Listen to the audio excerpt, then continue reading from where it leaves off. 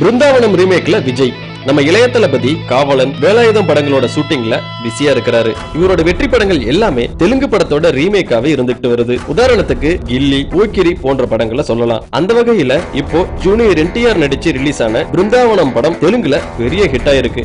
அதனால இப்போ அந்த படத்தை தமிழ்ல ரீமேக் பண்ற ஐடியால இருக்கிறாங்களாம். இந்த ரீமேக்ல விஜய் நடிக்க போறதா ஓடம்பாக்கத்துல பேசிக்கிறாங்க. படத்தோட பிரிவியூ பார்த்த விஜய்க்கு படம் ரொம்ப பிடிச்சு போச்சாம். சோ பிருந்தாவனம் ரீமேக்ல விஜய் நடிப்பாரா அப்படின்றது கூடிய சீக்கிரம் கன்ஃபார்ம் ஆகும்னு எதிர்பார்க்கலாம்.